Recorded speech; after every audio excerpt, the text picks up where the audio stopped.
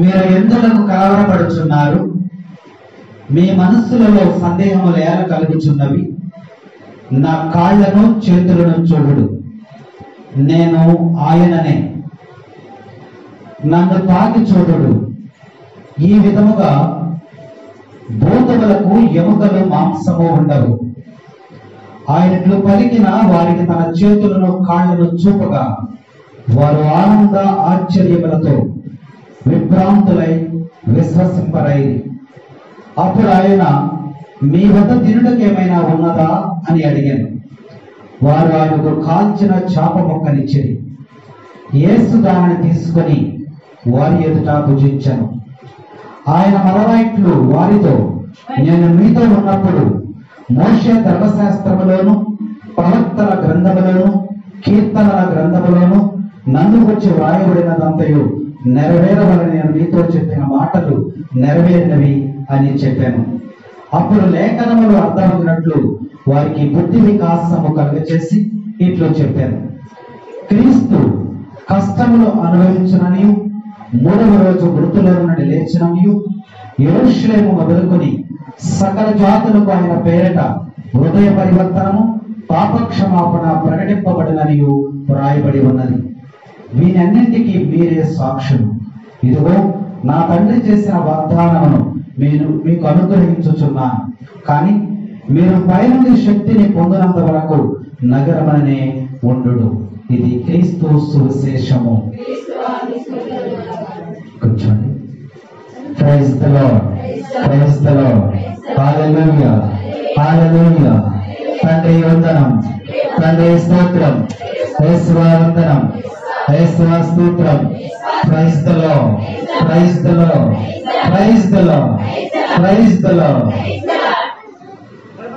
పాస్కా మూడవ ఆదివారం. ఈ ఆదివారం యొక్క సువిశేష పట్టణాలు ఏం బోధిస్తున్నాయి? ఈరోజు చదివిన సువిశేషంలో పైన హెడ్డింగ్ ఏముందో చూడండి. యేసు శిష్యులకు దర్శనం. యేసు ప్రభు చనిపోయి తిరిగి లేచిన తర్వాత మొట్టమొదటి ఎవరికి కనిపించారమ్మా? మొట్టమొదటి ఎవరికి కనిపించారు? మగ్దలేనా మరియకు. మరియకి ఏం చెప్పారు యేసు ప్రభు? నువ్వు వెళ్ళి, నేను గలిలయ వస్తున్నాను, అక్కడ ఉన్నటువంటి శిష్యులకు ముందుగానే నువ్వు తెలియచేయమన్నా. ఆ మార్గ మధ్యములో శిష్యులను కలిశాను. తర్వాత ఒక చోట 500 మందికి దర్శనం ఇచ్చాడు ఆయన. తర్వాత ఏం చేశాడు? ఒక గదిలో శిష్యులందరూ కూడా ఉంటే దర్శనం ఇచ్చాడు అన్న. కాబట్టి యేసు ప్రభు ఈ భూలోకంలో ఎన్ని రోజులు ఉంటారమ్మా? ఎన్ని రోజులు ఉంటారు? సమాధిలోంచి తిరిగి లేచిన తర్వాత ఎన్ని రోజులు ఉన్నారు? 40 రోజులు ఉన్నారు. 40 రోజుల తర్వాత మోక్షారోహణ పండుగ అంటే ప్రభు ఈ 40 దినములు కూడా అనేక మందికి దర్శనాలు ఇస్తూ ఉన్నాడు అన్నమాట. అనేక మందికి దర్శనాలు ఇస్తూ ఉన్నాడు. ఈరోజు సువిశేషంలో మొదటి వచనం మనం చూద్దాం. వారు ఇజుల ముచ్చటించుకొనుచుండగానే యేసు వారి మధ్య నిలిచి మీకు శాంతి కలుగును గాక అనెను. వారు భయభ్రాంతులై ఏమైందంటమ్మా? భయభ్రాంతులయ్యారంట. భయపడ్డారు. ఎవరిని చూసి? యేసు ప్రభువును చూసి భయపడ్డారు. యోహాను శుభవార్త 20వ అధ్యాయం 19వ వచనం చదువు.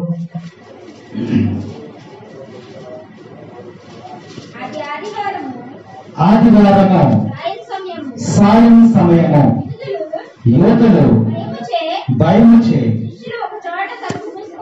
శిష్యులు ఒక చోట తలుపు మూసుకొని ఉండిరి.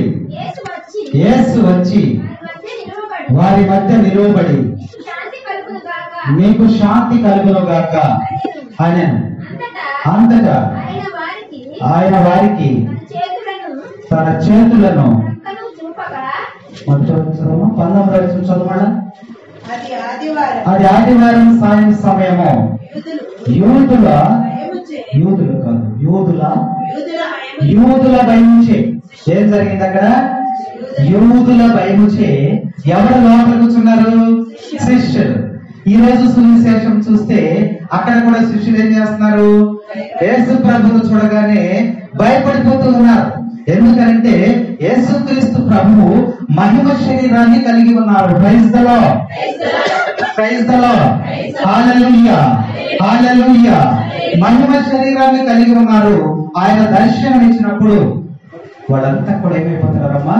భయపడుతూ ఉన్నారు. ఎందుకని? యేసు ప్రభుతో కలిసి తిరిగారు కదా, యేసు ప్రభుతో ప్రార్థన చేశారు కదా, యేసు ప్రభుతో కూర్చుని భోంచేశారు కదా, యేసు ప్రభు ఎక్కడికి వెళ్తే అక్కడికి ఆయనతో కలిసి ప్రయాణం చేశారు కదా. అంత పరిచయం అటువంటి యేసుక్రీస్తు ప్రభువు సమాధి నుంచి తిరిగి లేచాడు అనగానే మీకు ఏమొచ్చేసింది? భయం వచ్చేసింది. భయపడుతూ ఉన్నారు. కాబట్టి యేసు ప్రభు ఒకవేళ నీకు దర్శనమిస్తే నువ్వేం చేస్తావు? నువ్వేం చేస్తావు? భయపడతాం. ఎవరైనా సరే ముందుగా మనము భయపడతాం. కానీ గ్రంథం ఏం చెప్తుంది? యేసు ప్రభు చెప్తున్నాడు, మీరు భయపడవద్దు. భయం లేదు, భయం లేదు, భయం లేదు, భయము లేదు. గ్రంథంలో ఎన్నిసార్లు రాయబడి ఉంది? భయపడవద్దని ఎన్నిసార్లు రాస్తుంది గ్రంథంలో? బైబిల్ గ్రంథాన్ని మనం పరిశీలన చేస్తే భయపడవద్దు, భయపడవద్దు అని గ్రంథంలో ఎన్నిసార్లు రాయబడి ఉంది. బైబిల్ మొదటి చివరి వరకు ఎప్పుడన్నా చదివారా? మరి మత్తయి సువార్త, లూకా సువార్త, ఒక 2 సువార్తలు వచ్చే ఆదివారానికి చదవండి. భయపడవద్దని ఎన్నిసార్లు ఉందో చూద్దాం, మీకు తెలుస్తుంది. బైబిల్ మొత్తంలో 365 సార్లు రాసింది. ఏమాట? సంవత్సరానికి ఎన్ని రోజులు? అంటే రోజుకు ఒకసారి ప్రభు మనకి తెలియజేస్తున్నాడు భయపడవలదు. కానీ శిష్యులు భయపడుతున్నారు, మనం భయపడుతున్నాం. అందరూ కూడా ఆయన చూడగానే భయపడుతున్నాడు. అందుకనే వాక్యం చెప్తా ఉంది, భయం లేదు, భయం లేదు, భయం లేదు, భయము లేదు అనండి.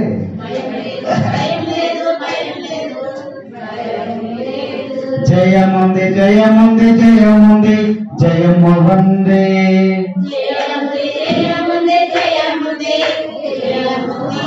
యేసు నాలో, యేసు నాలో, యేసు నాలో, యేసు నాలో,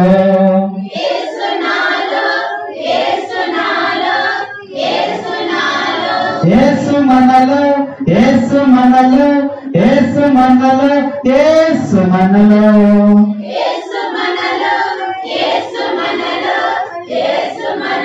భయం లేదు, భయం లేదు, భయం లేదు, భయం లేదు, భయము లేదు.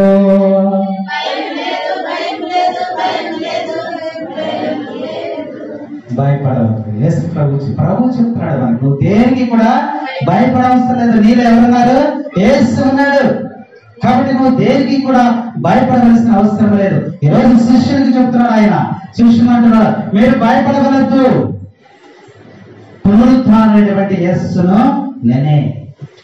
భయపడేటువంటి వారికి ప్రభు చెప్తున్నాడు, మీకు శాంతి కలుగును గాక. యోహాను సువార్త 20వ అధ్యాయం 19వ వచనం చదవమా. ఆదివారము సాయం సమయంలో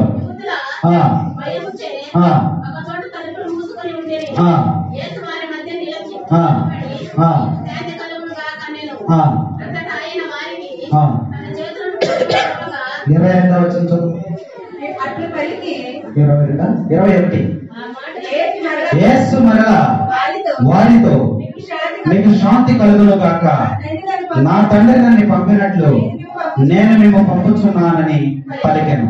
అట్లు పలికి ఆయన వారి మీద శ్వాసను ఊది పవిత్రాత్మను పొందుడు. Praise the lord, praise the lord, praise the lord. ఆ శిష్యునికి అక్కడ కనిపించిన తర్వాత ఈ 40 దినములు కూడా అందరికీ కూడా యేసు ప్రభు ఏం చేస్తున్నాడమ్మా? దర్శనమిస్తూ ఉన్నాడు. ఈ దర్శనంలో ఆ మూసిన తలుపులు మూసినట్టుండగానే యేసు ప్రభు ఒక్కసారిగా దర్శనం ఇచ్చినప్పుడు ఎంతమంది శిష్యులు ఉన్నారు అక్కడ? ఎంతమంది అమ్మా? 11 మంది ఉన్నారు. ఎవరు లేరు అక్కడ? ఒక ఆయన లేరు. ఆయన పేరు తోమా గారు లేరు. ఈ 11 మంది భయపడుతూ ఉన్నప్పుడు మీరు భయపడగలదు అని వారికి అభయమిస్తూ మీకు శాంతి కలుగునుగా అని చెప్పి వారి మీదకి ఒక శ్వాసను ఊదుతూ ఉన్నాడు ఆయన. క్రైస్తలో శ్వాసను ఊదుతున్నాడు అంటే ఆత్మను ఊదుతున్నాడు. శ్వాస ఇక్కడ వాక్యాన్ని మనం గమనించినట్లయితే ఈ శ్వాస ద్వారానే మానవుని యొక్క సృష్టి జరిగింది. ఆది కాండంలో చూస్తే ఆది కాండము 2వ అధ్యాయం 7వ వచనం చూస్తూ ఒకసారి చదువుదాం. దేవుడైనటువంటి యావే నేల మట్టిని కొంత తీసుకొని దాని నుండి మానవుని చేశాను. అతని 3 రంధ్రములలో ప్రాణవాయువును ఊదెను. మానవుడు జీవము గల. సృష్టి ఎలా జరిగింది? ఆదిలో చూసినట్లయితే శ్వాస ఊదుట ద్వారా యావే దేవుడు నేల మట్టిని తీసుకొని దాని నుండి శ్వాస 3 రంధ్రాలు మనిషిని తయారు చేసి ఆ శ్వాసను ఊదినప్పుడు సృష్టి ప్రారంభమైంది. అవునా? ప్రారంభమైంది.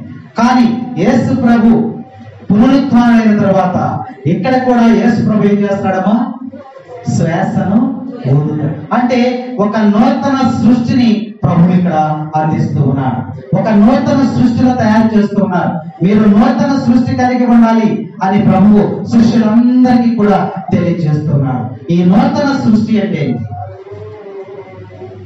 అంతకు ముందు నేల మట్టిని తీసి శ్వాసను ఊదినప్పుడు ఆ మట్టి మనిషి జీవము గలవనేటువంటి ప్రాణము కలిగినటువంటి వ్యక్తిగా మారాడు. ఆ వ్యక్తికి మరలా ప్రభు ఏం చేస్తున్నాడు? మళ్ళా శ్వాసను ఊదుతూ ఉన్నారు. అంటే నూతన సృష్టి ప్రభు చేస్తూ ఉన్నారు. ఈ నూతన సృష్టి యొక్క ఉద్దేశం ఏమిటి అని మనం ఆలోచన చేసినట్లయితే ఏమిటది? శిష్యులందరూ కూడా భయపడుతున్నారు కదా. ఇక్కడ శిష్యులకి ఒక నూతన సృష్టిని తయారు చేస్తున్నాడు ఆయన. ఏమిటంటే నూతన సృష్టి? ఇదిగో అవిశ్వాసం నుండి విశ్వాసంలోనికి రావాలి, చెడులో నుంచి మంచికి రావాలి అని ప్రభు ఇక్కడ ఒక శ్వాసను ఊదుతూ వారికి ఒక నూతన సృష్టిని తయారు చేస్తున్నాడని వాక్యం మనకి హెచ్చరిక చేస్తున్నాం. కాబట్టి ఈ నూతన సృష్టి పూర్వము మొదట జరిగిన సృష్టిలో మానవుడు జీవము కలిగిన వాడైతే ఈ నూతన సృష్టిలో మనుషులు ఏమి రావాలంట? హృదయ పరివర్తన, పాప క్షమాపణ రావాలంట. ఈ శ్వాస ద్వారా ఏం చేయాలి? ఇక మీరు భయపడవలదు, మీకు ఒక ఆదరణకర్త నేను ఇస్తూ ఉన్నాను. ఇప్పుడు నువ్వు ప్రార్థన చేసావనుకోండి, మోకరించి ప్రార్థన చేస్తున్నా, కన్నీటి ప్రార్థన నువ్వు చేస్తూ ఉన్నావు. ఈ కన్నీటి ప్రార్థన దేవుడు వింటాడా? వినడా? చూస్తాడా? చూడడా? చూసి ఏం చేస్తాడు? యేసు ప్రభు పరలోకంలోంచి మీ దగ్గరికి వస్తాడా? రాడు. ఎవరిని పంపిస్తాడు? ఎవరిని పంపిస్తాడు? ఎవరిని పంపిస్తాడు? ఇంకా యేసు ప్రభు మోక్షారోహణమై వెళ్ళిపోతున్నప్పుడు ఆయన అంటాడు, శిష్యులతో అంటాడు, తర్వాత వచ్చే వారమో పై వారమో ఉండదు. అప్పుడు ఏమంటాడు తెలుసు ఆయన? నేను నా తండ్రి వద్దకు వెళ్ళిపోయే సమయం ఆసన్నమైనది. నేను నా తండ్రి వద్దకు వెళ్ళిన తర్వాత మీకు ఒక ఆదరణకర్తను పంపిస్తానంటాడు. ఆ ఆదరణకర్తే పవిత్రాత్మ. ఆ ఆదరణకర్తే ఇప్పుడు యేసు ప్రభు ఊదుతున్నాడు శ్వాస, పవిత్రాత్మ. అదే ఆదరణకర్త. కాబట్టి ఇప్పుడు పవిత్రాత్మని ఆ శిష్యుల మీదకి ఆయన తెచ్చుతూ ఉన్నాడు అనమాట. ఆదిలో సృష్టి జీవము గలవాడయ్యాడు. యేసు ప్రభు నూతన సృష్టిలో అవిశ్వాసం నుండి విశ్వాసంలోనికి రావాలని ఒక నూతన సృష్టిని ప్రభు ఏర్పాటు చేసిన వాక్యం మనకి హెచ్చరిక చేస్తా ఉంది. ఈ సమయంలో ఎస్కేల్ గ్రంథాన్ని ఒకసారి జ్ఞాపకం చేసుకుందాం. ఎస్కేల్ గ్రంథము 37వ అధ్యాయంలోకి వెళ్ళినట్లయితే ఒక వచనం అక్కడికి మనం జ్ఞాపకం చేసుకుందాం.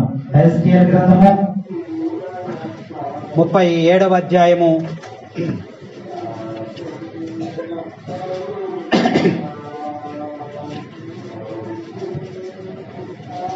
1వ వచనం.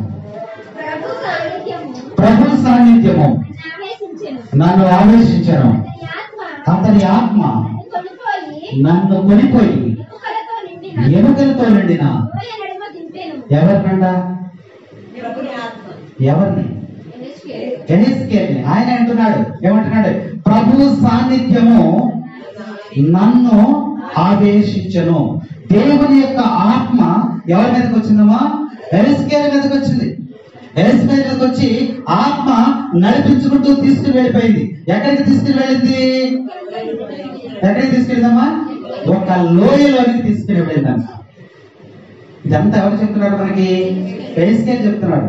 ఇదిగో దేవుని యొక్క ఆత్మ నన్ను ఆవేశించింది, ఆ ఆత్మ నన్ను నడిపించుకుంటూ ఎక్కడికి తీసుకెళ్ళింది? లోయలోనికి తీసుకెళ్ళింది. ఆ లోయలో ఏమున్నాయంట? ఎముకలు, ఎండినటువంటి ఎముకలు ఉన్నాయంట. ఈ ఎముకలన్నీ కూడా దేనికి గుర్తుగా ఎందుకు ప్రస్తావన చేస్తున్నామంటే ఇశ్రాయేలు ప్రజలకు గుర్తుగా ఉన్నాయి. ఇశ్రాయేలు ప్రజలకు గుర్తుగా ఉన్నాయని వాక్యం మనకి జ్ఞాపకం చేస్తా ఉంది. ఆనాటి ఇశ్రాయేలు ప్రజలైతే ఈ రోజు మన పరిస్థితి కూడా ఎండినటువంటి ఎముకలలాగా ఉన్నాం, అవిశ్వాసంలో ఉన్నాం, బలహీనంలో ఉన్నాం, పాపంలో ఉన్నాం, నశించిపోతూ ఉన్నాం. ఎండిపోయినటువంటి ఎముకలో ఏముంటుందమ్మా? ఎముకైనా పనిచేస్తుంది? అది పని చేయదు. అందులో జీవం ఉందా? లేదు. కాబట్టి మనందరం కూడా ఎలా ఉన్నామా? ఎండినటువంటి ఎముకలలాగా ఉన్నామని ఈ రోజు జ్ఞాపకపరుస్తూ ఉంది. ఇశ్రాయేలు ప్రజలందరూ కూడా బానిసత్వంలోనికి వెళ్ళిపోయారు. ఎందుకు వెళ్ళిపోయారు బానిసత్వంలోనికి? బబులోను దేశంలోని బానిసత్వంలోకి ఎందుకు వెళ్ళిపోయారు వాళ్ళు? ఎందుకు వెళ్ళిపోయారు బానిసత్వంలోనికి? పాలు తేనెలు ప్రవహించేటువంటి కానాను దేశంలో చక్కగా నివసించేటువంటి ప్రజలు ఒక్కసారిగా బానిసత్వంలోనికి ఎందుకు వెళ్ళిపోయారు? వారు దేవునికి విరుద్ధముగా జీవిస్తూ ఉన్నారు, ఇష్టానుసారంగా జీవిస్తున్నారు, వారి సొంత ఆలోచన చొప్పున జీవిస్తున్నారు. అందుకని దేవుని యొక్క ఉగ్రతకు గురై దేవుడు ఏం చేశాడంటే బబులోను రాజు దగ్గరికి వెళ్ళాడు. అతనిని పురుగొల్పి అతన్ని ప్రేరేపించి వీళ్ళ మీదకి ఏం తీసుకొచ్చాడు? బానిసత్వం అనేటువంటి శిక్షను తీసుకొచ్చాడు. ఇక్కడ యుద్ధం చేసి వీరందరినీ తోడుకునిపోయి అక్కడ పని చేపిస్తున్నాడు, వెట్టి చాకిరీ చేపిస్తున్నాడు. ఇప్పుడు వాళ్ళు అనుకుంటూ ఉన్నారు, నా జీవితాలు ఎలా ఉన్నాయమ్మా? ఇశ్రాయేలు ప్రజలటువంటి జీవితాలు నశించిపోతూ ఉన్నాయి. అయ్యా మేము ఎలా ఉన్నామంటే ఎండిపోయినటువంటి ఎముకల మాదిరిగా ఉన్నామంటున్నారు. ఇప్పుడు ప్రార్థన చేస్తున్నారు. ఎలా ఉన్నారంట? మేము ఎండిపోయినటువంటి ఎముకలలాగా ఉన్నామంటున్నారు. అందుకనే ఈ విషయం అంతా కూడా తెలియచేయడానికి ఎస్కేల్ ప్రవక్తను ఎక్కడికి తీసుకెళ్ళాడు? దేవుడు లోయలోనికి తీసుకెళ్ళాడు. ఆ లోయలో ఎముకలు ఎక్కడి నుంచి వచ్చినాయేమో?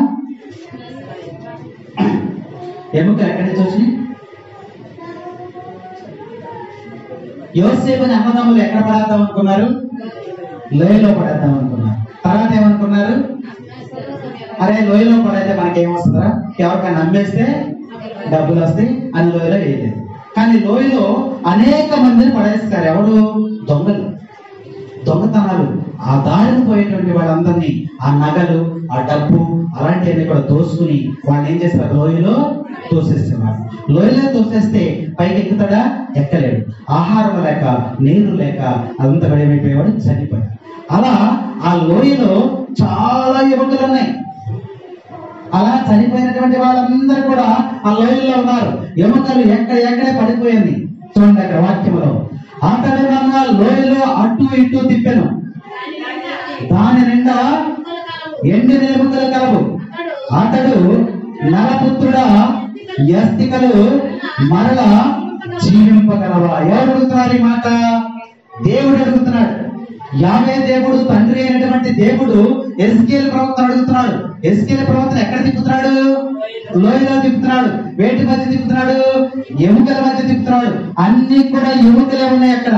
ఆ ఎముకలు చూసిన తర్వాత దేవుడు ఎస్కేల్తో మాట్లాడుతున్నాడు. ఓ నరపుత్రుడా, ఈ ఎముకలన్నీ కూడా మరలా జీవింపగలవా అని అడుగుతున్నాడు. జీవనదిని నా హృదయములో ప్రవహింపచేయుమయా, ఆ జీవనదిని ప్రవహింపచేయుమయా, ఎండిన మళ్ళా జీవింపచేయుమయా, ఎండిన ఎముకలని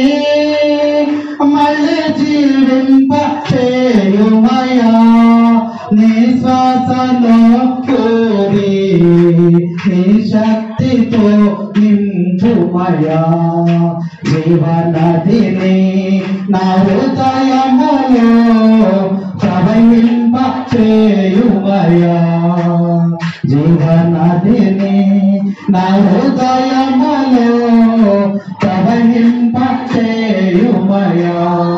ఎండినటువంటి ఎముకలకి జీవాన్ని ఇస్తూ ఉన్నాడు. అదే శాసనం యేసుక్రీస్తు ప్రభువు ఈరోజు ఎక్కడ అవుతున్నాడమ్మా? శిష్యుల మీద అవుతున్నాడు. తండ్రి అయినటువంటి దేవుడు ఎస్కేల్ ప్రవక్త ద్వారా ఎండినటువంటి ఎముకలకు జీవం పోస్తూ ఉన్నాడు. అడుగుతూ ఉన్నాడు అక్కడ, నరపుత్రుడా ఈ ఎండినటువంటి ఎముకలు మరలా జీవింపగలవా అంటున్నాడు. అప్పుడు ఆయన ఏమంటున్నాడు ఎస్కేల్ ప్రవక్త? అయ్యా నువ్వు దేవుడు, నేను మానవ మాత్రుడిని. అది నాకెలా తెలుస్తుందయ్యా? ఆ సంగతి నీకే తెలుసు. అవి జీవం నిండుకుంటాయా నిండుకోవా అది నాకెలా తెలుస్తుంది? నేను మానవ మాత్రుడిని కదా, అటు దేవుడు అయ్యుండి నీకే తెలుస్తుంది అన్నాడు. అప్పుడు ఏమన్నాడు? ఆ యొక్క దేవుడు ఎస్కేల్ అంటున్నాడు, ఇదిగో నీవు ఒక ప్రవచనం పలుకు, నా నామము పేరట ఒక ప్రవచనం పలుకు, ఎముకల మీద ఒక ప్రవచనం పలకమన్నాడు. అయా చిత్తము, ఏం పలకమన్నావు అడిగాడు. యావే ప్రభుడైనటువంటి నేను చెప్పుచున్నాను, నేను నీలోనికి ఊపిరిని పంపుదును, మరలా జీవితురు.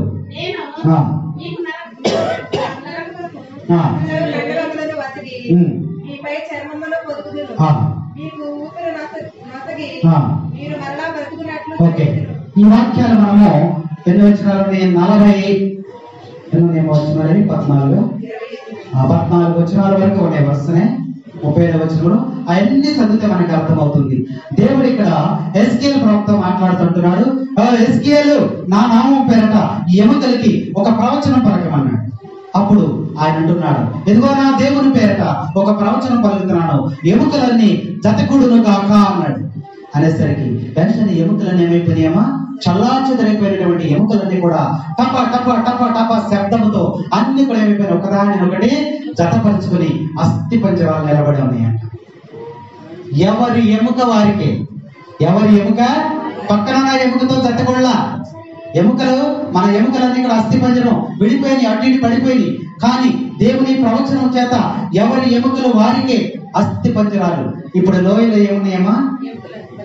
ఎముకలు అస్థి పంజరాలతో నిలబడి ఉన్నాయి. ఇప్పుడు మళ్ళా దేవుడు అడుగుతూ ఉన్నాడు ఎస్కేల్ని, ఎస్కేలు ఈ అస్థి పంజరాలకి చర్మము, రక్తము, రక్తనాళాలు సృజించగలవా అని అడుగుతాడు. అయ్యా దేవుడు నువ్వు కదా, అది నాకెలా తెలుస్తుంది అన్నాడు. అయితే నా నామం పేరట వీటికి రక్త మాంసములు ప్రవచనం చెప్పమన్నాడు. అప్పుడు వెంటనే ఎస్కేల్ ప్రవక్త వల్ల ఇదిగో నా దేవుని పేరట ఈ అస్థి పంజరాలకు చర్మము, కండరములు కలుగులు కాక అన్నాడు. వెంటనే వచ్చేసినేమా? వచ్చేసి చర్మం వచ్చేసింది. మనుషులు తయారైపోయారు, వారిలో ఏమి లేదు, ప్రాణమే లేదు. అందరూ కూడా నిలబడి ఉన్నారు, మనుషులందరూ కూడా. Praise the lord, praise the lord, praise the lord. ఇప్పుడు మరలా ఎస్కేల్ దేవుడు అడుగుతున్నాడు, ఎస్కేలు ఇదిగో ఈ యొక్క మానవులుగా నిలబడినటువంటి వారికి ఊపిరి పోయగలవా అని అడిగాడు.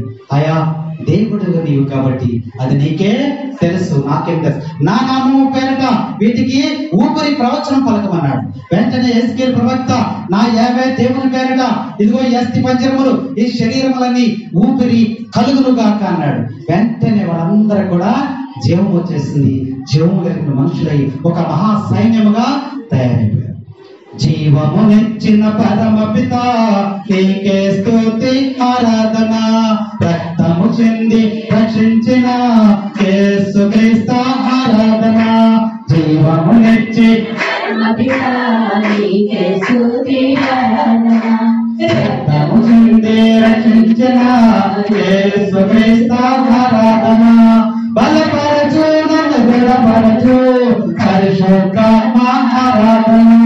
బలపరచు నన్ను దృఢపరచు పరిశుద్ధాత్మ ఆరాధన. ఆరాధన ఆరాధన ఆరాధన ఆరాధన. హల్లెలూయా hallelujah hallelujah hallelujah hallelujah hallelujah hallelujah hallelujah hallelujah hallelujah hallelujah hallelujah hallelujah hallelujah hallelujah హల్లెలూయా ఆరాధనా ఆరాధనా ఆరాధనా ఆరాధనా నాలో ఉన్న ఊపిరి నీవు ఇచ్చిన కానుక నేను పొందిన రక్షణ నీవు చేసిన త్యాగము నాలో ఉన్న ఊపిరి ప్రభు నీవు ఇచ్చిన కానుక నేను పొందిన రక్షణ ప్రభు నీవు చేసిన త్యాగము మరువను ఎన్నో యేసయ్యా మరువను లేదు త్యాగము మరువను ఎన్నో యేసయ్యా మరువను లేదు త్యాగము జీవించిన మరణించిన ఇతని కోసం యేసయ్యా జీవించిన మరణించిన ఇతని కోసమే యేసయ్యా ఆరాధనా ఆరాధనా ఆరాధనా ఆరాధనా praise the lord praise the Lord hallelujah hallelujah hallelujah hallelujah ఆ సృష్టిలో దేవుడు జీవాన్ని ఇచ్చినటువంటి దేవుడు తన కుమారుని ద్వారా ఈరోజు శిష్యులకు ఏమిస్తున్నాడు? అక్కడ శ్రేయస్సనుభూతి ఒక నూతన సృష్టిని తయారు చేస్తున్నాడు. ఈ ఈ కాలంలో ఈ పాస్కా కాలంలో ప్రభువు చనిపోయి తిరిగి లేచిన తర్వాత ఈ 40 దినాలు కూడా అనేక మందికి కనిపిస్తున్నాడు. మొట్టమొదటి ఇక్కడికి వచ్చిన తర్వాత శిష్యులలో దర్శనం ఇచ్చాడు. అక్కడ దర్శనం ఇచ్చినప్పుడు అక్కడ అందరూ కూడా ఎవరున్నారు? తోమ తప్ప మిగతా వాళ్ళందరూ కూడా ఉన్నారని వాక్యం మనకి బోధిస్తూ ఉంది. అప్పుడు అందరూ కూడా ప్రభువును చూశారు. చూసినప్పుడు వారు కలవరపడుతూ ఉన్నారు, వారు భయపడుతూ ఉన్నారు, వారు ఆందోళనతో ఉన్నారు, వారందరూ కూడా గజిబిజిగా ఉన్నారు, సందేహముగా ఉన్నారు. ఈయన నిజముగా ప్రభువేనంటావా అని సందేహం. అలాంటి సమయంలో ప్రభు ఇచ్చినటువంటి సందేశం ఏంటమ్మా? మీకు శాంతి కలుగును గాక. మానవునికి అవసరమైనది ఏంటమ్మా?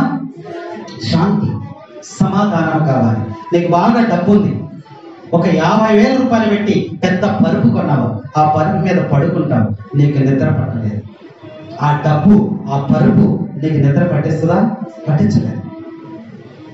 శాంతి సమాధానము నీకు కావాలంటే అది దేవుని ఒక్కడికి మాత్రమే సాధ్యమవుతుంది. అందుకనే ఆ శిష్యులకు ఆ సమయంలో ఆహారం కానీ, మంచినీరు కానీ, ఇంకేదైనా అద్భుతం కానీ, ఇంకేదైనా ఆశ్చర్య కార్యం అవసరంలా వాళ్ళ పరిస్థితులు చూసినటువంటి యేసయ్య వీళ్ళకేం కావాలి? ఇప్పుడు శాంతి సమాధానము కావాలి. యూదుల భయముచే వీళ్ళు దాక్కుని ఉన్నారు, వీళ్ళు భయపడుతూ ఉన్నారు. కాబట్టి కలవరపడుతూ ఉన్నాయి వీళ్ళ హృదయాలన్నీ కూడా. కాబట్టి వాళ్ళకి ఏం కావాలి? శాంతి, సమాధానము, నెమ్మది కావాలి అని ప్రభువు ఎన్నిసార్లు చెప్పాడు? అక్కడ 3 సార్లు చెప్పాడు. అవునా? 3 సార్లు శాంతి కలుగును కాక, శాంతి కలుగును కాక. మనం పూజలో పాల్గొన్నప్పుడు ఒక చోట చెప్తాం. ఏమని చెప్తాం? వారికి సమాధానము, శాంతిని, సమాధానం. అప్పుడు ఏం చేస్తాం మనం? సమాధానం చెప్తావా? మనకి ఇష్టమైన వాళ్ళు లేకపోతే పక్కన ఇష్టమైన వాళ్ళు మనతో పోట్లాడేవాడు పక్కన ఉన్నారు, ఏం చెప్తాం? తిరిగేద్దాం, చెప్పవా? మరి దేవుని సన్నిధిలోకి వచ్చినప్పుడు నీ పొరుగునున్న వారితో ఏమన్నా విరోధము కానీ ఏమన్నా ఉన్నట్లయితే ఏం చేయాలి? సఖ్యత పడి నువ్వు సమాధానము తెలియచేయాలి. యేసు ప్రభు ఇచ్చినటువంటి శాంతి, సమాధానం. ఇప్పుడు మన జీవితాలలో కూడా శాంతి, సమాధానము కావాలి. పునరుద్ధానమైనటువంటి క్రీస్తు ప్రభువు నీకు శాంతిని ఇవ్వడానికి ఈ 40 దినాలు కూడా ఈ భూలోకంలో సంచరిస్తూ ఉన్నాడు. వాళ్ళందరికీ కూడా కనబడుతూ ఉన్నాడు. 2వసారి వచ్చాడు. ఎందుకు వచ్చాడు 2వసారి? యేసు ప్రభు దర్శనమిచ్చాడు కదా, తర్వాత అదృశ్యం వెళ్ళిపోయాడు కదా. తర్వాత ఎవరు వచ్చారు? తోమ గారు వచ్చారు కదా. 26వ వచనం 24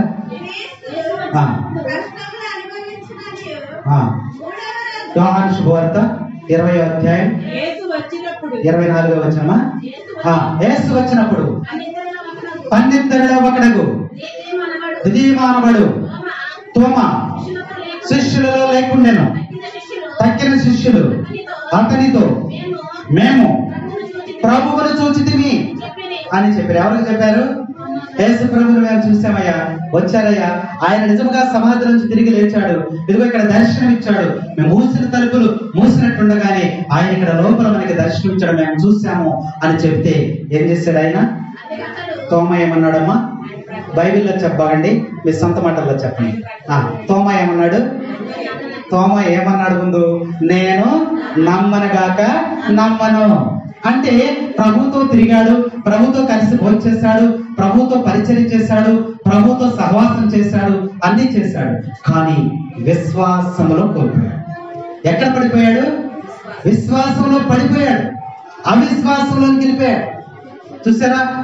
మేము ప్రభువును చూసాము అని వారు చెబితే ఆయన నమ్మటంలా. నేను నమ్మను. ఏం కావాలంటే ఆయనకి? రుజువు కావాలి. ఏం కావాలంటే ఆయనకి? రుజువు. మనం కూడా నమ్మకపోవటం వలన అనేకమైనటువంటి ఆశీర్వచనాలు మనం కోల్పోతూ ఉన్నాం. క్రైస్తలో మనం నమ్మకపోవటం వలన అనేకమైనటువంటి ఆశీర్వచనాలు కోల్పోతూ ఉన్నాం. ఒక ఆయనంట ఊర్లో బాగా ధనవంతుడు ఒక ఆయన ఉన్నాడు. ఆయన ఒకరోజు ఒక ఆలోచన వచ్చింది. మన ఊరంతా కూడా మరి పేద బిక్క అందరూ ఉన్నారు కదా, వీరికి ఏదో ఒక సాయం చేద్దాం, వీరు అప్పులు అయి ఉన్నారు కదా, వీళ్ళ అప్పులను మనం తీర్చేద్దాం అని చెప్పి ఆయన ఒక రోజు ఏం చేశాడంట? పాంప్లెట్ వేశాడు. మీలో అప్పు ఉన్నటువంటి వారు అప్పు యొక్క రుజువు పత్రాలు తీసుకుని సోమవారం 12 గంటలకల్లా మా యొక్క గృహానికి వచ్చినట్లయితే, బంగ్లాకి వచ్చినట్లయితే మీ అప్పులన్నీ కూడా నేను కట్టి వేస్తాను అని పాంప్లెట్ వేసి ఆ సెంటర్లో అతికించారు. చూశారు, మన వాళ్ళందరూ చూశారు. కొంతమంది ఏం చేశారు? ఇదేదో ఆటకాయితనం చేశారని, కొంతమంది ఆయన ఎందుకు కడతాడని, కొంతమంది నిజమేనా అని, ఇలా రకరకాలుగా అందరూ మాట్లాడుకుంటూ ఉన్నారు.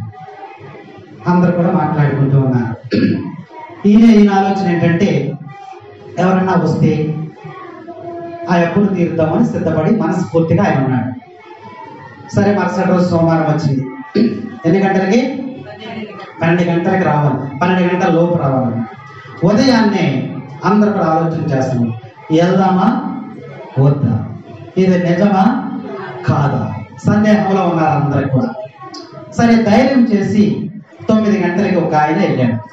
వెళ్ళి అక్కడ తిరుగుతున్నాడు ఆయన ఇంటి ముందు. వెళ్తే లోపలికి వెళ్తే ఏమంటాడు? నిజమా కాదా అని తిడతాడేమో, కొడతాడేమో భయంతో కాసేపు అటు ఇటు తిరిగి ధైర్యం తెచ్చుకుని లోపలికి వెళ్ళాడు. లోపలికి వెళ్తే వాచ్మ్యాన్ లోపలికి పంపించాడంట. లోపలికి వెళ్ళిన తర్వాత ఏంటయ్యా వచ్చాను? ఆయన ఒక పాంప్లెట్ చూశాను బయట, ఆ అప్పు ఏదో కడతానన్నారంట, అది నువ్వు నమ్మావా అన్నాడు. నేను నమ్మి వచ్చానండి, కడతారని. రుజువు ఏంటన్నాడంట. ఇదిగో నేను పలానా భిక్షాల గారికి ఇంత అమౌంట్ కట్టాలి, ఇదిగో నోటు పత్రం అని రుజువు కూడా తీసుకునేవాడు. ఓ, రుజువు కూడా ఉంది కదా, నిజమే. ఎంత కట్టాలి? నేను 10,000 కట్టాలి. అంటే ఆ పేపర్ తీసుకుని 10,000 రూపాయలు ఆయనకి ఇచ్చి, నువ్వు వెళ్ళి ఆయనకి ఆ అప్పు కట్టేసుకో అన్నాడంట. సంతోషంతో ఆయన గబ్బా బయటికి వస్తుంటే ఆయన పిలిచాడంట. అయ్యా, నువ్వు అప్పుడే వెళ్ళొద్దు, ఇటు రా అన్నాడు. కూర్చోబెట్టాడంట. అప్పటికి టైం ఎంత అయింది? 11 అయింది. ఇంకా ఏం చేస్తాడని నేను భయపడుతున్నాడు. తర్వాత ఇంకొక ఆయన ధైర్యం చేసుకుని లోపలికి వచ్చాడంట. వచ్చిన తర్వాత వెళ్ళిన వ్యక్తి రాలేదు, లోపల ఏం చేస్తున్నాడో అని భయంగా తొంగి చూస్తా ఉండగా వాచ్మెన్ చూసి రాయ్యా అని చెప్పి లోపలికి పంపించాడంట. ఈయన కూడా వెళ్ళిన తర్వాత నువ్వెవరికి కట్టాలంటే పరమాశ్రీనాథ్ గారికి ఎంత అమౌంట్ కట్టాలి నేను అని చెప్పినప్పుడు, రుజువు ఉందా? ఉందండి. ఏది రుజువు? ఎదుగయ్యా అని చెప్పినప్పుడు తీసుకుని ఎంత కట్టాలి? 20,000 కట్టాలి. 20,000 కూడా తీసుకుని చెప్పి ఈయన కూడా అక్కడ కూర్చోబెట్టాడంట. ఇంకా అప్పటికి లోపలికి వెళ్ళినటువంటి వాడు రాలేదు. వాళ్ళు వచ్చిన తర్వాత మనం కూడా వెళదామని ఇప్పటికే ఒక 50-60 మంది వచ్చి బయట ఉన్నారు. వాళ్ళ ఆలోచన ఏంటి? ఒక 50-60 మంది వచ్చారు, ఇద్దరు వెళ్ళారు, వాళ్ళు లోపలికి వెళ్ళారు. వాళ్ళు వచ్చిన తర్వాత ఏం జరిగిందో తెలుసుకుని అప్పుడు మనము వెళదాం అని 50 మంది కూడా బయట కూర్చుని ఉన్నారు. ఈయన ఏం చేశాడు? కూర్చోబెట్టి కరెక్ట్ గా 12 అయిన తర్వాత వాళ్ళిద్దరిని బయటికి, అయ్యా వీళ్ళిద్దరు బయటికి వెళ్ళాము. 12 అయిన తర్వాత వాళ్ళు సంతోషంగా బయటికి వచ్చేసారు. వచ్చేసి చెప్తున్నారు వీళ్ళు, అయ్యా ఆయన అన్న మాట ప్రకారము మా అబ్బంతా కూడా తీర్చేశాడు, ఇదిగో ఇచ్చాడు, డబ్బు ఇచ్చాడు చూడండి అని చెప్పి ఆ డబ్బుతో బయటకు వచ్చారు.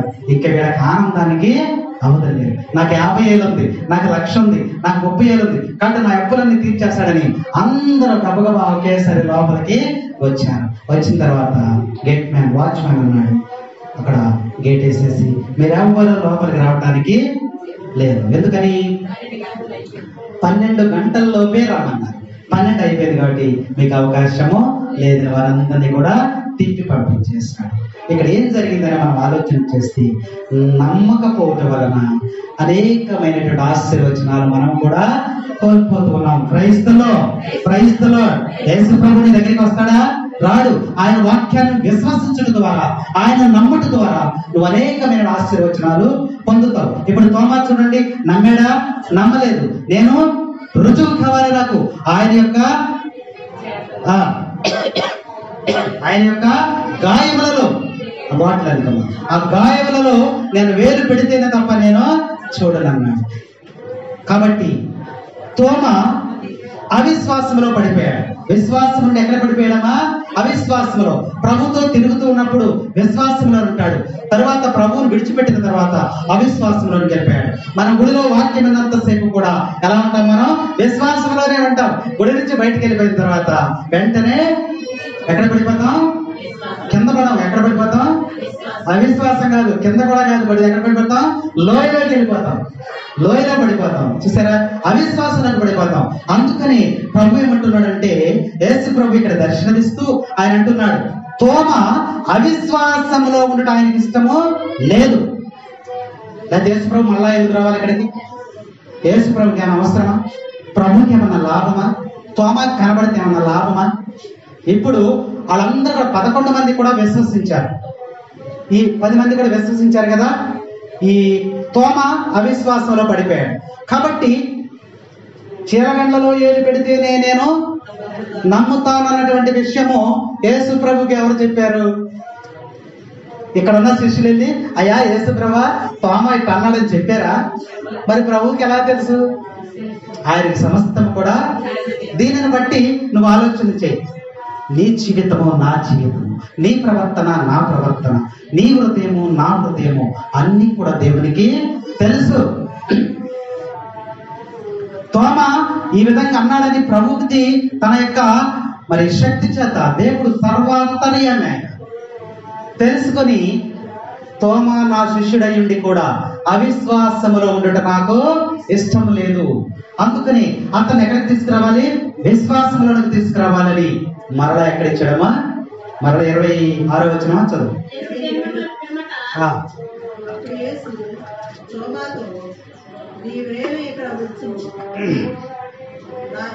26వ వచనం.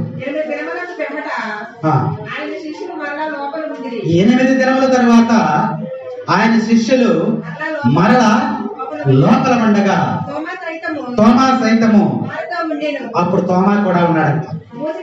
మూసిన తలుపులు మూసినట్టుండగానే యేసు వచ్చి వారి మధ్య నిలవబడి, నీకు శాంతి కలుగును గాక నేను. ఎవరిని పిలిచాడమ్మా? మిగిలిన పిలిచాడా? దర్శనం ఇవ్వగానే ఎవరిని పిలిచాడు? తోమానే పిలిచాడు. తోమా రా, వచ్చి చూడు. ఎవరు చెప్పారు అసలు ఆయనకి? తోమా ఏం చేస్తున్నాడమ్మా? అప్పుడు ఏమైపోయాడు తోమా? పశ్చాత్తాపడుతున్నాడు. చూసారా? అయా నేను అవిశ్వాసంలో ఉన్నాను, నిన్ను విశ్వసించలేకపోయాను. దీనిని బట్టి మనకేమర్థమవుతుందమ్మా?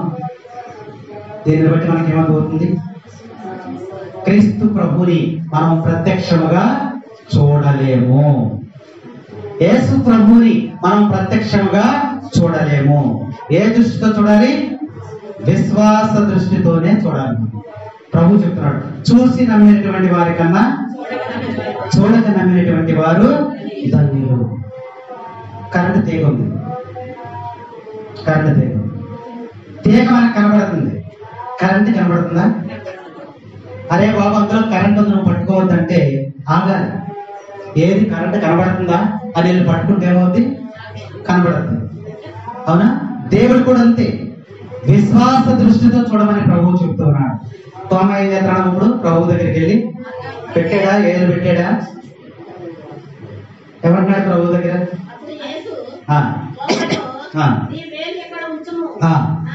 చూడము 28వ వచనం చదువు. అప్పుడు తోమ నా ప్రభువా నా దేవా అని పలికెను. పశ్చాత్తాపడిపోతూ ఉన్నాడు. అవునా? పశ్చాత్తాపడుతున్నాడు. ఏమని? నేను నిన్ను నమ్మలేకపోయాను. దేవ కరుణించవా నన్ను, దేవ కాపాడవా నన్ను. అందరూ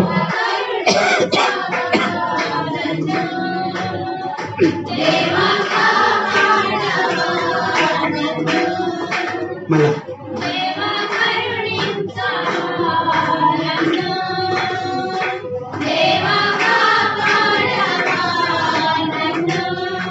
పాపిని నేను ఈ జగమందున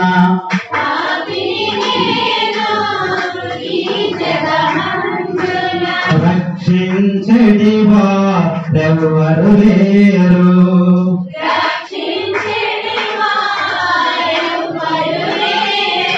రవా నా దేవా ఓ యేసు నా ప్రభువా, రవా నా దేవా ఓ యేసు నా ప్రభువా, దేవ కరుణించవా నన్ను, దేవ కాపాడవా నన్ను,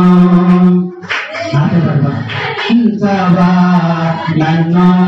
పాపిని నేను ఈ జగమందున రక్షించడివా ఎవరు లేరు. రవా నా దేవా ఓ యేసు నా ప్రభువా, రవా నా దేవా ఓ యేసు నా ప్రభువా. క్రైస్తలో పశ్చాత్తాపడుతున్నాడు. అయ్యా నేను పాపినయ్యా, నిన్ను నమ్మలేకపోయానయ్యా, నిన్ను విశ్వసించలేకపోయా, నేను అవిశ్వాసంలో పడిపోయా, నన్ను క్షమించయ్యా అని ఎవరమ్మా? తోమ గారు పశ్చాత్తాపడుతున్నాడు. దీనిని బట్టి మనకు అర్థమైంది ఏంటంటే ప్రభు చెప్తున్నాడు, స్పష్టంగా చెప్తున్నాడు. ఏమంటున్నాడు? చూసి నమ్మినటువంటి వారి కన్నా చూడక నమ్మినటువంటి వారు ధన్యులు. నువ్వు ప్రభు నమ్ముతున్నావా? నువ్వే తెలుసుకోవాలి. ఇప్పుడు తోమలాగా ఉంటావా లేదా శిష్యుల్లాగా ఉంటావా? ప్రభు దర్శనం నీకు కావాలా? ప్రభు దర్శనం నీకు అవసరం లేదా? ప్రభు దర్శనం ఇస్తే ఏంటి పరిస్థితి? అయ్యా మరి ఈరోజు సువిశేషంలో వారు దెయ్యమని భూతమని భయపడుతూ ఉన్నారు కదా. యేసు ప్రభు ఈ 40 దినములు కూడా భూలోకంలోనే సంచరిస్తూ ఉన్నారు. ఒకవేళ ఈ రాత్రికాల సమయంలో నీకు దర్శనం ఇస్తే, నువ్వు చేసేటువంటి ప్రార్థన బట్టి ఒకవేళ నీకు దర్శనం ఇస్తే నువ్వేమంటావు? అయ్యా నిజంగా నీ గాయాల లోపల వేలు పెట్టి నేను చూస్తే నేను నమ్ముతానంటావా?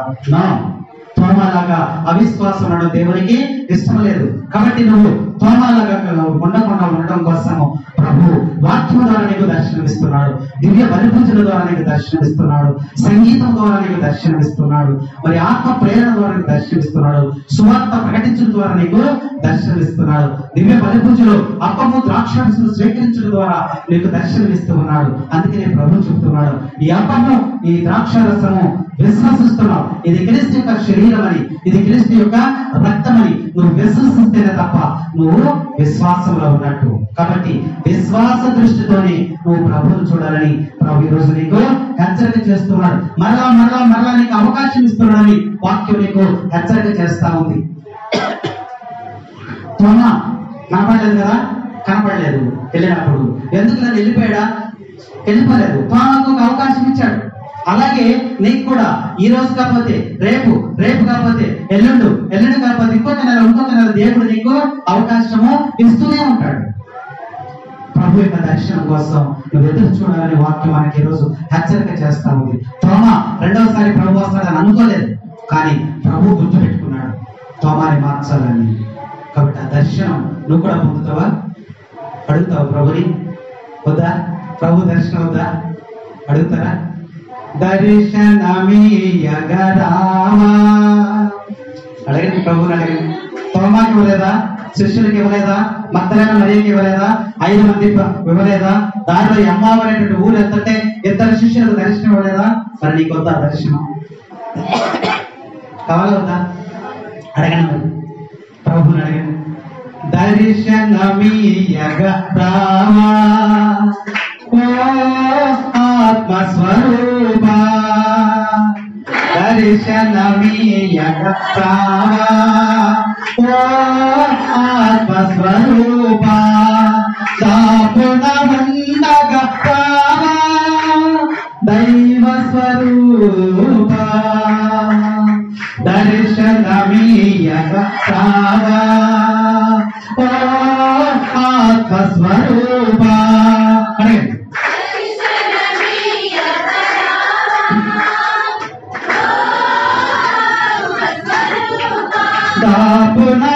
దాపునమందగరామా దైవ స్వరూపా, దైవ స్వరూపా. ప్రభు యొక్క దర్శనం కావాలని నువ్వు ప్రార్థన చేసినట్లయితే ప్రభు తప్పక నీకు దర్శనం ఇస్తానంటున్నాడు. అనేక మందికి దర్శనాలు ఇస్తున్నాడు, ఆత్మ చేత దర్శనం ఇస్తున్నాడని వాక్యం మనకి. తోమాను విడిచిపెట్ల, రెండవసారి వచ్చి దర్శనం ఇచ్చాడు. నిన్ను కూడా దేవుడు విడిచిపెట్టాడు. నువ్వు అవిశ్వాసం లేకుండా విశ్వాసంలో జీవించాలని ఈరోజు ప్రభు యొక్క దర్శనం మనకి తెలియజేస్తామని. అప్పుడే నీకు శాంతి సమాధానం, నీ కుటుంబంలో శాంతి సమాధానం దొరుకుతుందంటున్నాడు దేవుడు. మరలా మరలా మరలా నీకు అవకాశాన్ని ఇస్తానంటున్నాడు. ఈ యొక్క అంజూరపు చెట్టుని చూస్తే దేవుడు దానికి అవకాశం ఇచ్చాడా లేదా? ద్రాక్ష తోటకి అవకాశం ఇచ్చాడా లేదా? యోనాకి అవకాశం ఇచ్చాడా లేదా? వ్యభిచారంలో పట్టుబడిన స్త్రీకి అవకాశం ఇచ్చాడా లేదా? సంసోనికి అవకాశం ఇచ్చాడా లేదా?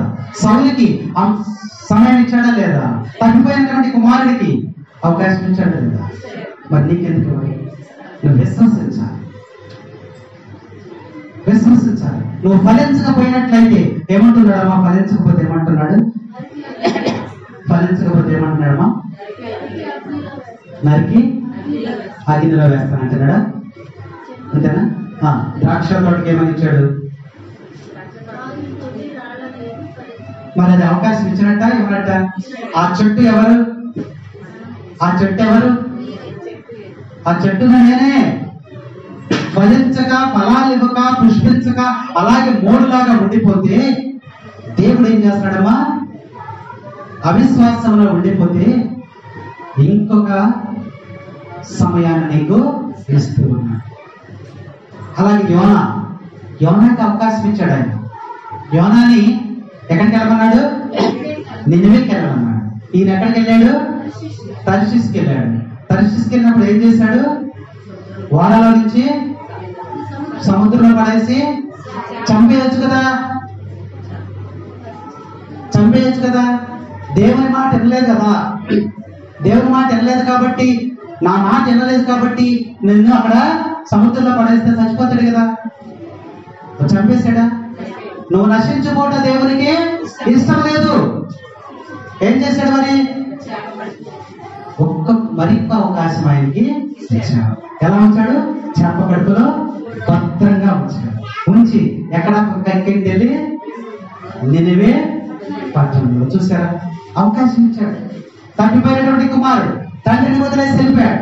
పోరా పో, ఇంకా నువ్వు నా దగ్గరికి రావద్దు అని వదిలేశాడా? వదల.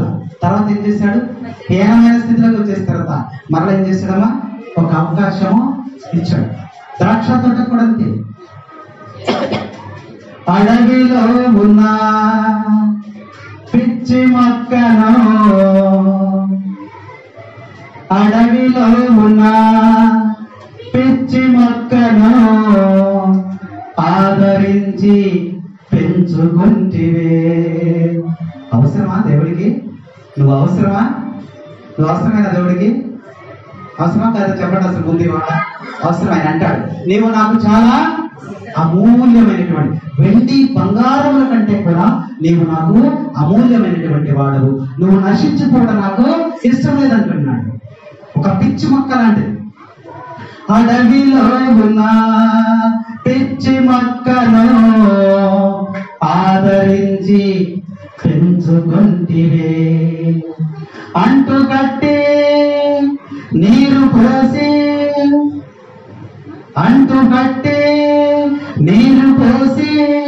బ్రతుకనిచ్చినావే, నాకు బ్రతుకనిచ్చినావే. పుష్పించదనయ్యా, ఎవరికోసం? నీకోసం. పుష్పించదనయ్యా నీకోసమే, ఫలించదనయ్యా నీకోసమే. ఇంకా అవకాశం ఇస్తున్నాడు. అంటు కట్టాడు, నీరు పోసాడు, ఇంకా చూస్తున్నాడు, ఒక అవకాశం ఇస్తున్నాడు.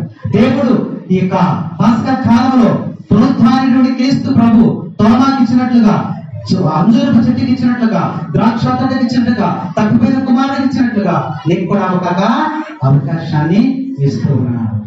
ద్రాక్ష తోటలో అంజూరము నేనే, ఫలించగా దొంగనైతిని. ఏం చేయాలి? చెట్టు ఏం చేయాలి? చెట్టు అన్న తర్వాత ఏం చేయాలి? ఫలించాలి. ఆ చెట్టు మనమే, కానీ నువ్వు ఫలించవా? ఫలించలేదు. ద్రాక్ష తోటలో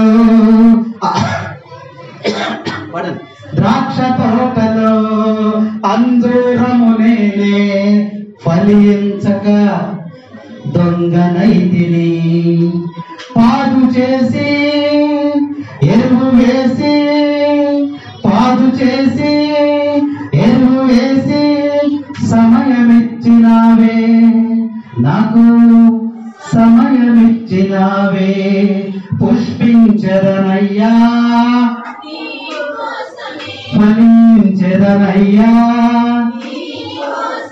పుష్పించదను, ఫలించదను, ఫలములన్నీ నీ కోసమే.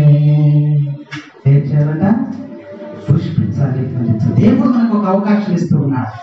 ఈ యొక్క దర్శనంలో ప్రభు మనకి ఎంత అర్థాన్ని మనకి తెలియజేస్తూ ఉన్నాడు. అందుకని ప్రభువు చెప్పండి, తోమలాగా కాకుండా నేను నిన్ను నమ్ముచున్నానయ్యా. ఏం చెప్పాలి? నేను నిన్ను నమ్ముచున్నాను. బైబిల్ గ్రంథంలో మనం పరిశీలన చేసినప్పుడు ఇక్కడ మనకి గ్రంథంలో చక్కగా వాక్యాలు రాయబడి ఉన్నాయి. ఏమనంటే, నేను నిన్ను నమ్ముచున్నానయ్యా అని ఒక్క మాట ద్వారా అనేక మంది స్వస్థత పొందారు. దావీదు కుమారుడు గుడ్డి వాడు ఏమంటున్నాడు? అయ్యా, నా కళ్ళు తెరవగలవని నేను నమ్ముచున్నాను. చూసారు, చాలా ఉన్నాయి గ్రంథంలో. నేను నిన్ను నమ్ముచున్నాను, ఇది పెద్ద మాట ఏం కాదు. నేను నిన్ను నమ్ముచున్నాను అని ఒక్క చిన్న మాట ద్వారా బైబిల్ గ్రంథంలో అనేక మంది స్వస్థత పొందారు, అనేక మంది రక్షణ పొందారు, అనేక మంది మారు మనసు పొందారు, అనేక మంది హృదయ పరివర్తన చెందారు. యేసయ్యా, నేను నిన్ను నమ్ముచున్నాను. నువ్వు నమ్ముతున్నావా?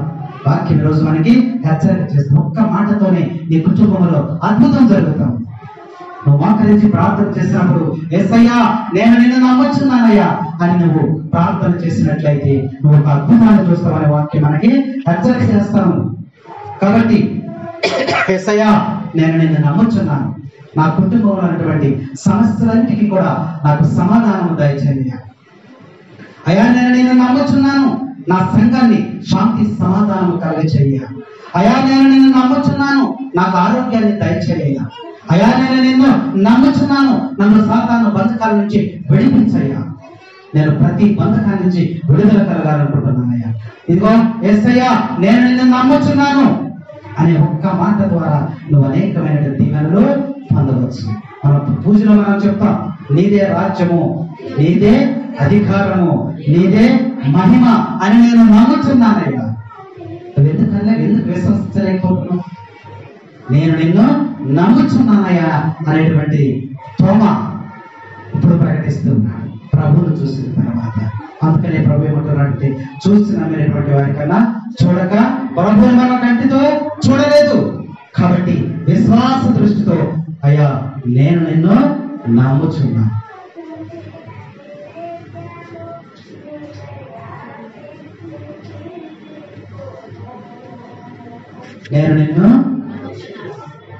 నేను నిన్ను నమ్ముచున్నాను.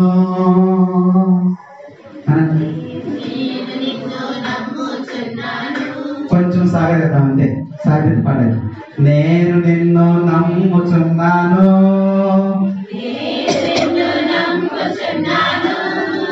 నేను నిన్ను నమ్ముచున్నాను, నేను నిన్ను నమ్ముచున్నాను. యేసయ్యా యేసయ్యా యేసయ్యా యేసయ్యా, నేను నిన్ను నమ్ముచున్నాను, నేను నిన్ను నమ్ముచున్నాను, నేను నిన్ను నమ్ముచున్నాను.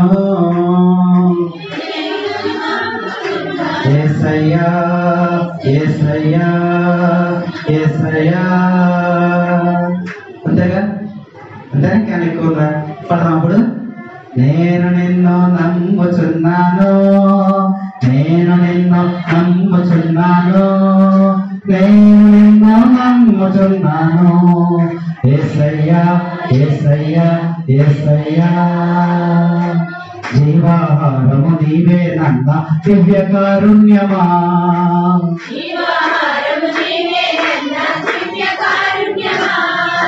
నిత్య జీవపు మాటలు కలవని దివ్య కారుణ్యమా,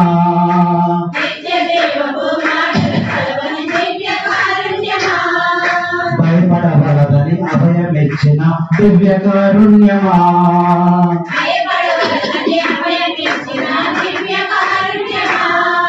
శాంతి కలుగును గాక అనిన దివ్య కారుణ్యమా,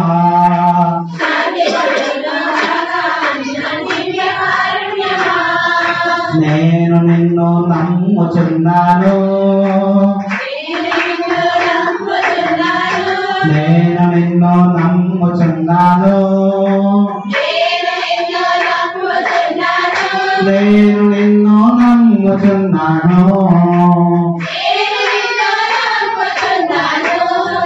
వృద్ధి వారికి దృష్టిన సగిన దివ్య కారుణ్యమా,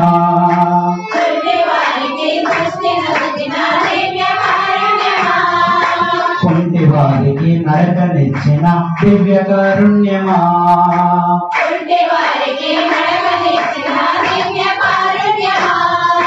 మోగవారికి మాటనిచ్చిన దివ్య కారుణ్యమా,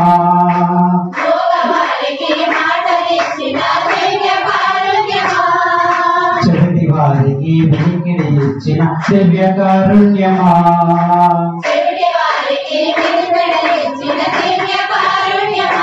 నేను నిన్ను నమ్ముచున్నాను, నేను నిన్ను నమ్ముచున్నాను, నేను నిన్ను నమ్ముచున్నాను.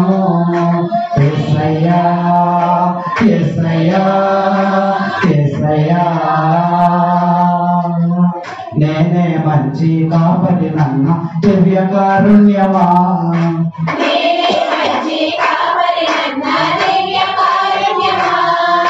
ద్రాక్షావల్లిని నేనే నన్న దివ్య కారుణ్యమా,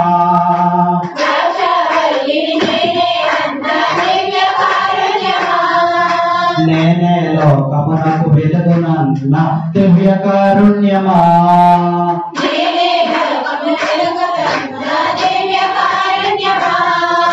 జీవము మార్గం సత్యమునన్న దివ్య కారుణ్యమా,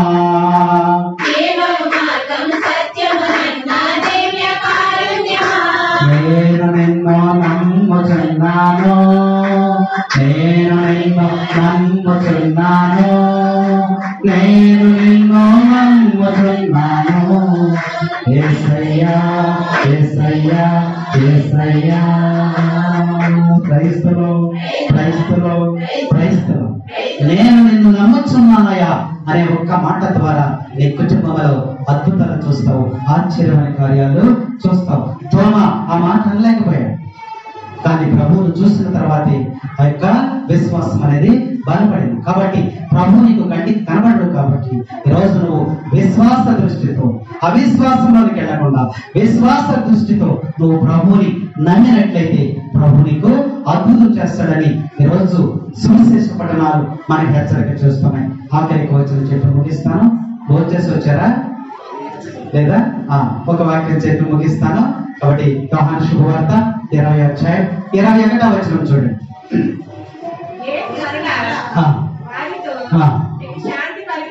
ఏం చెప్తున్నాడమ్మా? ఎన్నిసార్లు చెప్పాడు ఆయన? 3 సార్లు చెప్పాడు.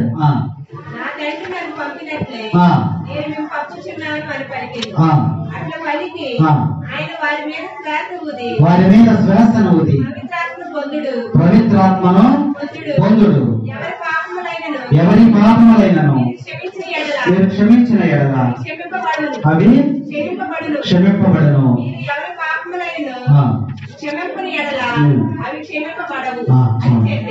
ఇక్కడ వాక్యంలో మనం చూసినట్లయితే ఏమంటున్నాడు? వాళ్ళందరి శిష్యులకు మాట చెప్తున్నాడు. ఆ శిష్యుల స్థానంలో ఎవరున్నారు? ఆ శిష్యుల స్థానంలో ఎవరున్నారు? మనమే. ఆ శిష్యుల యొక్క స్థానంలో మనమే ఉన్నాం. ఆ శిష్యులకి చెప్తున్నాడు ప్రభు, యేసు ప్రభు దర్శనంలో ఏం చెప్తున్నాడు? నా తండ్రి నన్ను పంపినట్లే నేను మిమ్ములను పంపుచున్నాడు. ఎక్కడ పంపుతున్నాడు? ఎక్కడ పంపుతున్నాడమ్మా? సువార్తను ప్రకటించడానికి. మీరు వెళ్ళి ఏం చేయాలి? సువార్తను ప్రకటించాలి. శిష్యులకు చెప్తున్నాడు, నేనిక ఈ లోకములో ఉండను. ఎక్కడికి వెళ్ళాలి? నేను తండ్రి వద్దకు వెళ్ళిపోతున్నాను. తండ్రి నన్ను ఏ విధంగా ఇక్కడికి పంపించాడో ఆ పనిని పూర్తి చేశాను. నేను తండ్రి వద్దకు వెళ్ళిపోతున్నాను. మిగిలినటువంటి పనిని ఎవరు చేయాలి? మీరు చేయాలి. మీరు చేయాలంటే ఆ శక్తి మీకు ఉందా? లేదు. కాబట్టి ఆ ప్రభు ఏమంటున్నాడు? అక్కడ ఏమంటున్నాడు? నా పనిని మీరు కొనసాగించాలి. కాబట్టి ఏం చేస్తున్నాడు? మీ మీద నేను పవిత్రాత్మను ఉంచుతూ ఉన్నాను. దేవుని యొక్క ఆత్మ ఎవరి మీద ఉంచుతున్నారు? శిష్యుల మీద ఉంచుతున్నారు. ఇప్పుడు మీరు వెళ్ళి ఏం చేయాలి? సువార్తను శిష్యులకు ఆ పవిత్రాత్మ వచ్చింది. మన గురువులు వస్తూ ఉన్నారు కదా, మరి కూటాల్లో వాటిలో చూస్తున్నారు. కొంతసేపు ఆరాధన జరిగిన తర్వాత ఏమొస్తుంది? పవిత్రాత్మ దిగి వస్తుంది. పౌలు రూపంలో ఉన్నటువంటి పరిశుద్ధాత్మ, అదే దేవుని యొక్క ఆత్మ ఈరోజు శిష్యులందరికీ కూడా ఆ ఆత్మతో నింపుతున్నాడు. ఆ ఆత్మతో నింపి ఎక్కడికి పంపిస్తున్నాడమ్మా? మీరేం చేయాలి? లోకమంతా కూడా తిరగండి. వెళ్ళి ఏం చేయాలి? సువార్తను ప్రకటించింది. మనందరి మీద కూడా దేవుడు మరి అభిషిక్తులైన గురువులు, ఉపదేశకులు, సువార్తను ప్రకటించేటువంటి ప్రతి ఒక్కరు కూడా ఆత్మ ప్రేరణ చేత లోకానికి సువార్తను అందిస్తూ ఉన్నారు. ప్రభు ఇచ్చినటువంటి ఆత్మ లేనిదే సువార్తను ప్రకటించరు. ఆత్మ చేసే పని ఏంటమ్మా? ఆత్మ చేసే పని ఏంటి? ఆత్మ ఏ రూపాల్లో ఉంది? ఏ రూపాల్లో వస్తుంది? పావుల రూపంలో వచ్చింది, ఇంకా నాలుకల రూపంలో వచ్చింది, ఇంకా అగ్ని వలె వచ్చింది, ఇంకా మేఘం వలె వచ్చింది. అవునా? మేఘం వచ్చింది కదా. అట్లాగా ఈ ఆత్మ ఆదిలో ఎక్కడ ఉంది? నీటి మీద తేలియాడుతుంది. యేసు ప్రభు జ్ఞాన స్నానం పొందినప్పుడు పావుల రూపంలో వచ్చింది. అదే ఆత్మ ఇప్పుడు ఏం చేస్తుంది?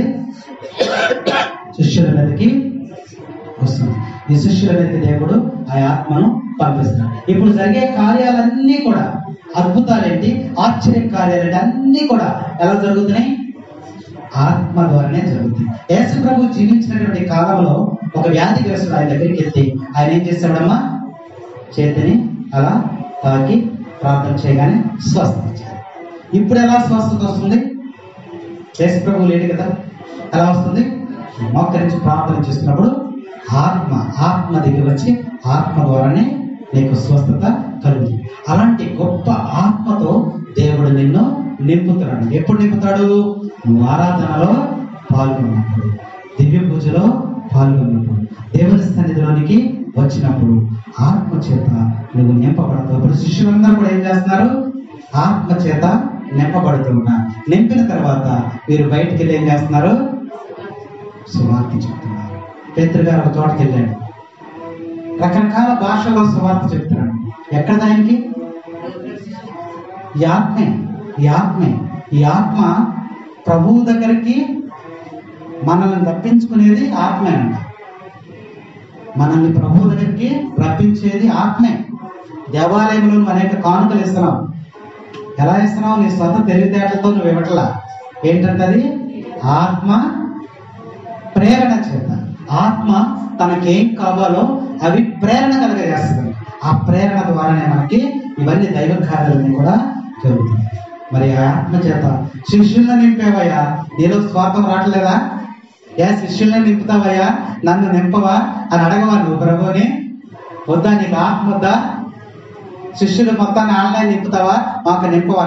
పేతురు గారు వెళ్ళి ఆత్మ చేత నింపబడిన తర్వాత ప్రార్థన చేస్తుంటే అనేక మందికి స్వస్థ వచ్చేస్తుంది.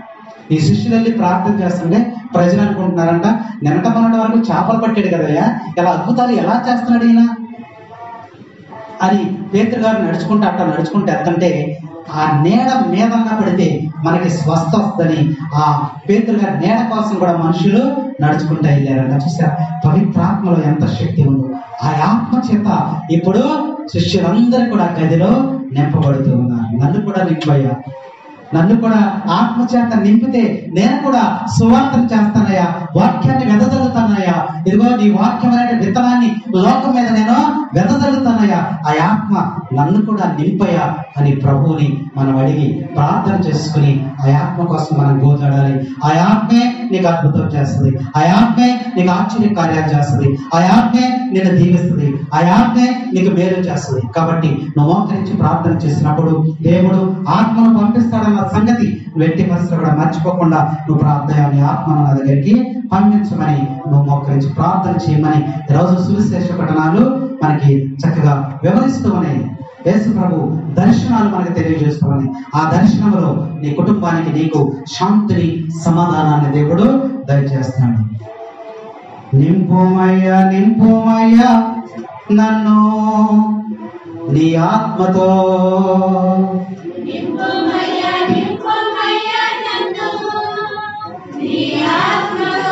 పంపుమయ్యా పంపుమయ్యా నన్ను పరిశుద్ధాత్మతో,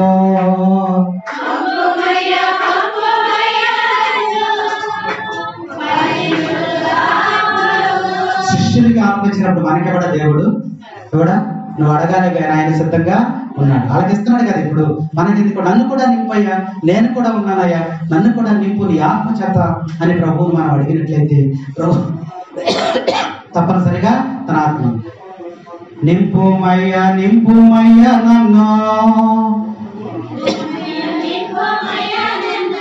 నీ ఆత్మతో, పంపుమయ్యా పంపుమయ్యా నన్ను నీ పరిశుద్ధాత్మతో. ఎక్కడికి వెళ్తాం? పంపమని అడుగుతున్నావు, ఎక్కడికి వెళ్తాం? అడుగుతున్నావుగా, అయ్యా నాకు నింపయ్యా, ఆత్మతో నింపయ్యా, నన్ను పంపించయ్యా అంటున్నావు. ఎక్కడికి వెళ్తాం? చెప్తున్నావు సువార్త మరి అడుగుతున్నావు మరి దేవుడిని అడుగుతున్నావు. అడిగితే ఇచ్చేస్తాడు ఆయన. ఇచ్చిన తర్వాత ఏం చేయాలి మరి? నువ్వు సువార్తను ప్రకటించాలి.